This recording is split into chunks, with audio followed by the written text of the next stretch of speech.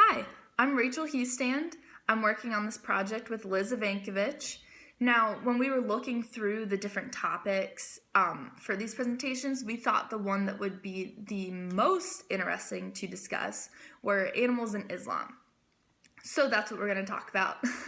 Now, I find it really important to address animals in different religions first and then compare them to Islam. So that's what I'm going to do. It's really important to recognize that a majority of religions do not regard animals as highly as Islam does. Now, Andrew Lindsay, he is the author of The Global Guide to Animal Protection, offers three major reasons why this thinking is very prominent in a majority of religions. The first is anthropocentrism. A majority of religions are anthropocentric. Now, what that means is that humankind is the central and most important element of existence, not God and not animals. Now, we've discussed this topic in Dr. Sarita Prak's lectures, and one of the things that we had talked about was that Islam had started to be seen as very anthropocentric. Due to modernization, I understand why Islam would be seen as anthropocentric, but because of their beliefs and certain practices with slaughtering and food preparation that Liz is going to talk about later, Islam is actually very theocentric, which means that God is the center of everything, not humans or animals. So that's the first major reason. Now, the second major reason is that a majority of religions kind of hold this hierarchical belief within their religion. So by that, I mean God is the highest, and then there's humans, and then there's animals. Now, what we have talked about before in Islam, and something that we have learned in this class, is that Islam regards humans and animals as equals, basically. God created everything, and so we need to respect everything. Not respecting animals means not respecting God. Not respecting other humans means not respecting God. And so there's really this kind of balance between the two. If we don't respect animals, we're not respecting ourselves, if that makes sense. And the third major reason is that many religions see animals as instruments to humans, meaning that God basically put animals on earth for the sole purpose of human wants, needs, desires, not that they're both balancing off of each other. So that's the third major reason. Now again, something that I mentioned earlier and something that we have discussed in class is that God has created everything, and in Islam, God has made humans his Khalifa to protect everything on the earth. Overconsumption, which is a huge issue in today's society, is something that's really destroying this sense of Khalifa. Overconsumption means that we're not respecting animals, we're not respecting God, because God is present in his animals. And again, with pollution causing environments to be destroyed, that's again really disrespecting God's creation, disrespecting us. Now, the next thing that I'm going to discuss really quickly are a couple animals that are pretty significant in Islam. So the first are bats. They're just considered to be a miracle of nature. Birds symbolize a soul's journey, a soul's divine journey. Camels are very important. The Prophet Muhammad rode a camel during his migration from Mecca to Medina, and he also utilized one for his Hajj in 1692. Canines are very important. Wolves are seen as ferocious, but dogs are to be respected.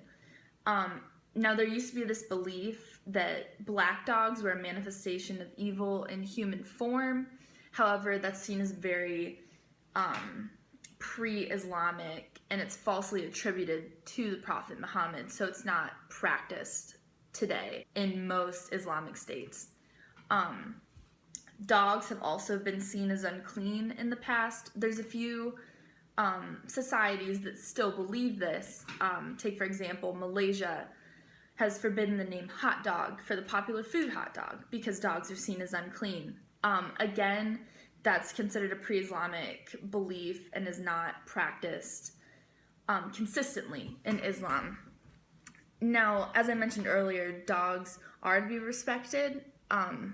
It's been said that the Prophet Muhammad prayed while there were dogs playing around him and he enjoyed their presence. There are verses in the Quran that talk about a prostitute who has lived a life of sin, gives some dog water from her shoe, and she gains admittance to heaven.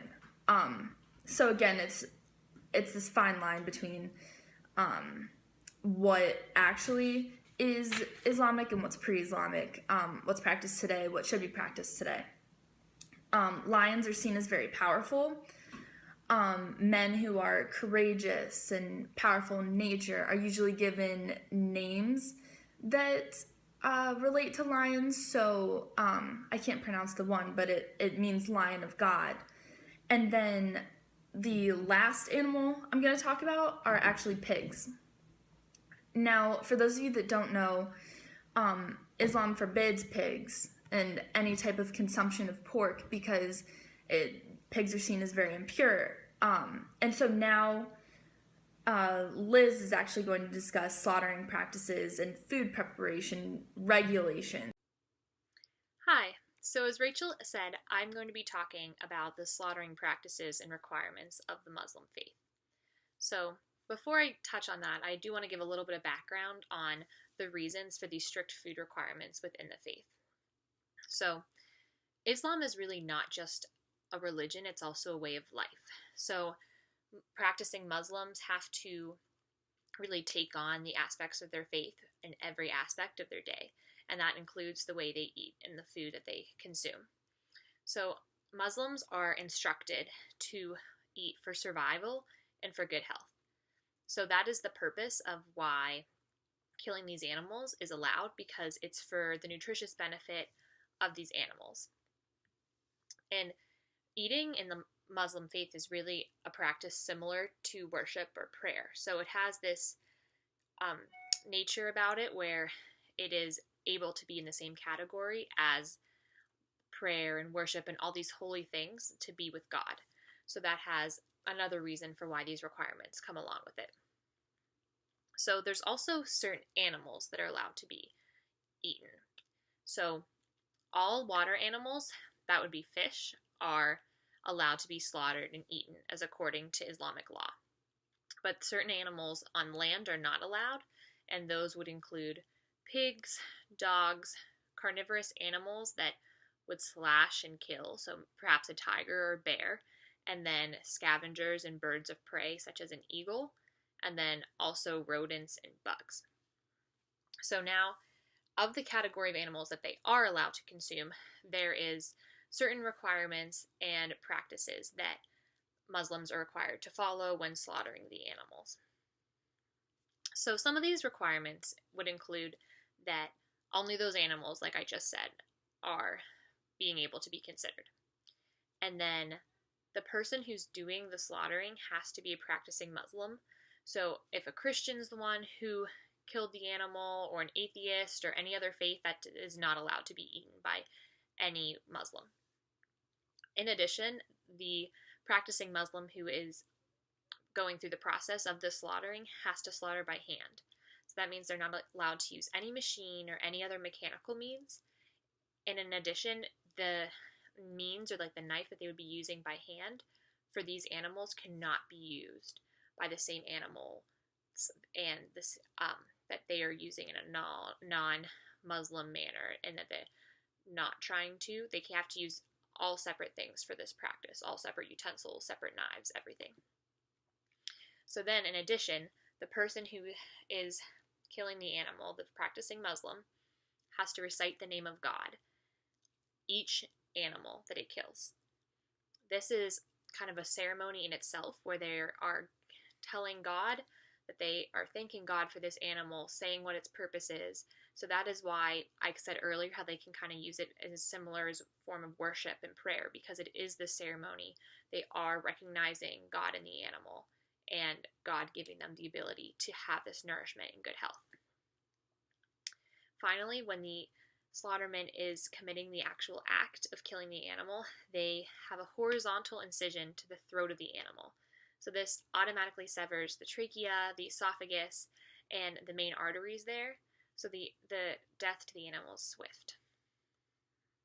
Now there's also requirements for the restaurants and the stores that are holding this meat. So once it's slaughtered in accordance with all the Islamic laws, it still has to be kept up to those standards.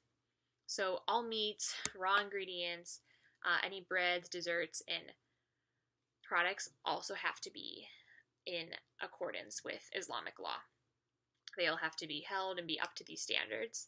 And then any non-halal products or any non-halal meats are not allowed to be on the premises. So let's say a store wants to hold pork, it can't, because pork is from a pig and that's one of the animals that is not allowed to be slaughtered in the Islamic faith and eaten. So there all have been these companies that have been set in place, and they formed from different needs within the Muslim communities. And this has really made an effort to just improve labeling so that Muslims can really know where their meat is coming from. Have the animals been raised correctly? And they can make conscious decisions to be able to fulfill their faith and fulfill their rules. So because of having these strict laws in effect, it really has helped practicing Muslims to be able to have a positive impact on the environment, because they're not supporting animals that are being raised and killed in very unethical ways.